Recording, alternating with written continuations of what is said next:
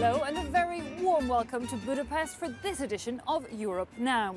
Hungary is a landlocked nation surrounded by no less than 7 countries. It's made headlines recently, notably because of its border politics, particularly since it erected a fence to keep migrants out. Viktor Orban took office as Prime Minister for the right-wing Fidesz party in 2010, and since then he's regularly clashed with other European leaders who question his authoritarian stance. In this edition, we're going to be taking an insider's look at the politics here, notably in relation to migration, but also the question of media freedom. And we'll be getting to know some young Hungarians to see what they make of it all. First up is Ágoston, who's a young sociologist that Claire Williams takes us to meet. Mopeds are cheap and easy to maintain, but most Hungarians prefer fast, full-size motorbikes. Except Ágoston. Mopeds look like bicycles and people treat them as such. But me personally, I don't mind. I just love them. He's on a mission to make mopeds popular. Ágoston thinks people in Budapest rush around too much, missing out on the city's beauty.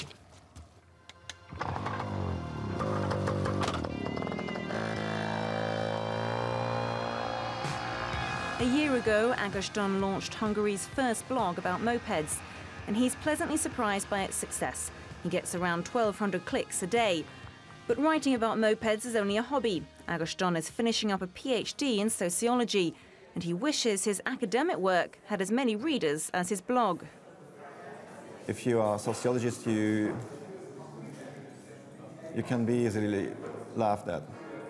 I always get these questions, why am I a sociologist? How do I earn a living? And all I can say is that this is what I'm interested in, so I couldn't really do something else. This is my work, my hobby and my vocation as well.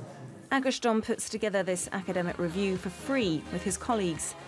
He believes sociologists had a bigger say in public affairs during the communist regime, and now they struggle to get research grants.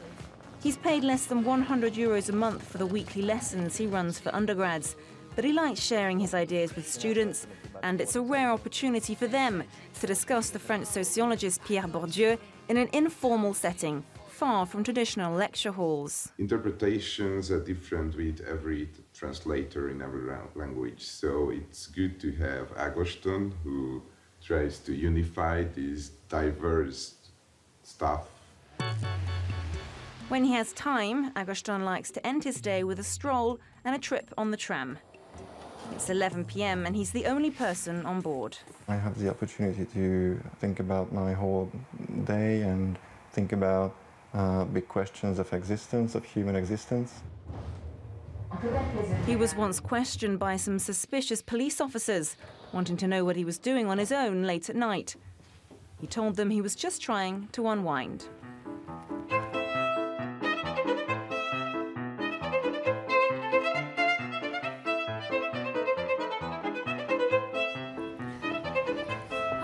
Ágoston, I'm Eve, lovely to meet you. Nice to meet you. What a beautiful train station, Ágoston. But for a lot of us abroad, when we hear Keleti station now in Budapest, we think of the hundreds of tents, all those migrants.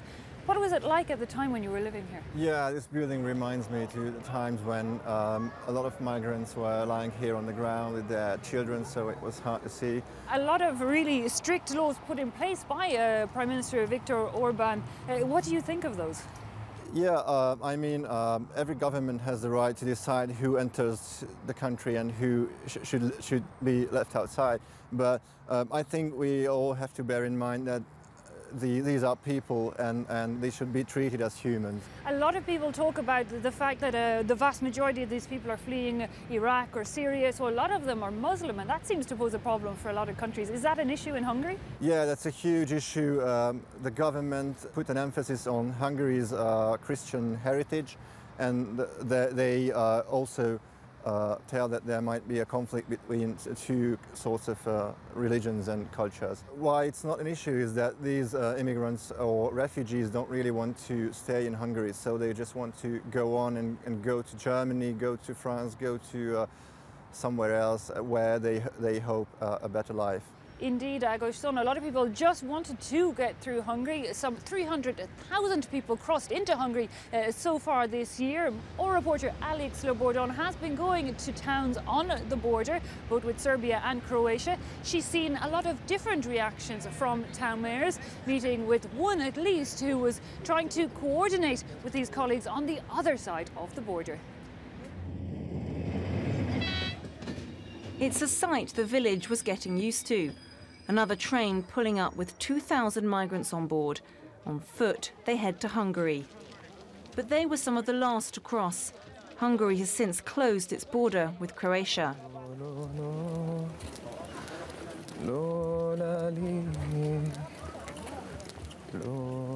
Bayrak has come straight from the town of Sveda in southern Syria. The young engineer escaped the war with his father and two friends. They're just a few hundred meters from the Schengen zone. Bayrak's journey has already been dangerous, and he's nervous about the next step. We heard a lot of things in Hungary. We saw that the journalist who kicked the man off Syria. We see a lot of videos. Police attacked the immigration. In September, the government gave the security forces the power to arrest migrants and refugees crossing the border without the right documents. After the Serbian border, Prime Minister Viktor Orban arranged for a second barbed wire fence between Hungary and Croatia. This is the border, right? Okay. I think they will be kind. Okay, I hope so. A few days after Bayrak crossed, Hungary shut its Croatian border. Before the fence, migrants walked straight through the village. A scene that's hard to forget for locals, like this town hall employee who's torn over the best way to deal with the crisis. We feel compassion for people who've come from war zones, but we cannot say if they're all Syrians. Maybe they've come from other countries, but as they don't have a single document on them, we can't make any checks. Further east along Hungary's border with Croatia, the mayor of Beremond fully agrees with the government's policies. He belongs to the ruling party. In September, a Fosvancat team met him as the fence was being built close to his town. At all costs, we have to manage this wave of migration. If the EU is incapable of protecting its outermost borders, that's going to create an enormous problem. Already they're arresting terrorists there, and no country needs that. Even further east, at the point where the Serbian, Romanian and Hungarian borders all come together, we meet Robert Molnar. This independent town mayor has not got used to the fence that went up alongside his village in August.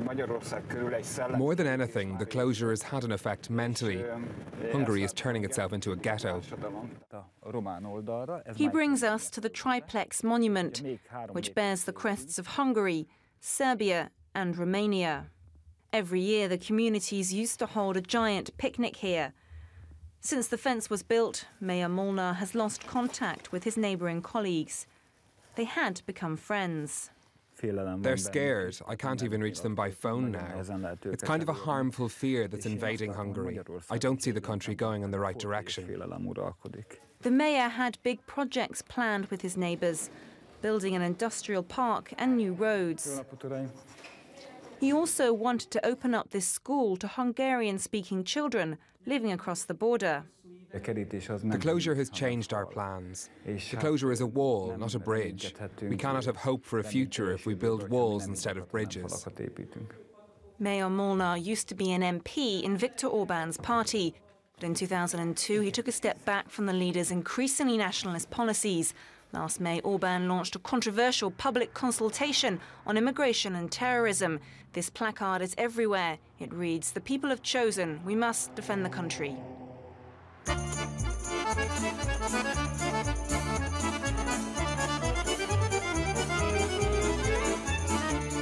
Our we've come away now from that border area. We've come to the centre west of Hungary, to what I am told, and I have seen photographs that attest to that, is one of the most beautiful areas of the Hungarian countryside, this Balaton Lake. Agoston, you agree? This, when you can see it, is quite a beautiful place to be. Yeah, when you can see it, it's obviously very beautiful. Right now you can't see too much. This is the biggest lake in Central Europe, I guess, and it's about 70 kilometers long. This is the #1 destination for Hungarian people. Tell me now, as a sociologist, can you give me an idea if mentalities are different in Hungary between rural areas like here and people living in Budapest? Yeah, well, like almost everywhere in the world, in the countryside, people tend to be more traditional, live a more traditional life. Now there's a new tendency, more and more people from Budapest, from the big cities, come here and buy a small house, a small cottage, and now they have access to the internet, so they are not cut off from the rest of the world. Do you think Hungarians feel they can speak openly about anything? Well, yeah, right now, faced to a very powerful government, you have to measure your words, so you really have to. So many people think what they can say and what they cannot say. So this might be a problem.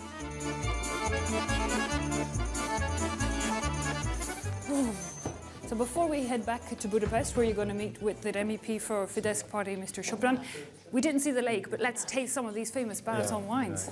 Hi, how are you? Oh, can we have a quick taste? I believe this is the most popular? Yes, if you would like to taste, that's Riesling. How about you, Agoston? Pick a different one that's more local, I guess. Yeah, it's a kékjenlő, so. Egészségedre. Egészségedre.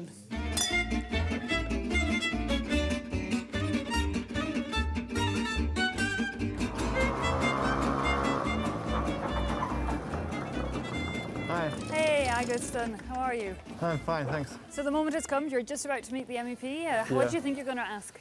Well, I'm going to ask a few questions about the public media. And since we know that he was raised in the UK, I'm really curious about his opinion and attitudes towards this migration crisis. Okay, so potentially tricky topics. Yeah. Okay, well, best of luck. I'll catch up with you after that.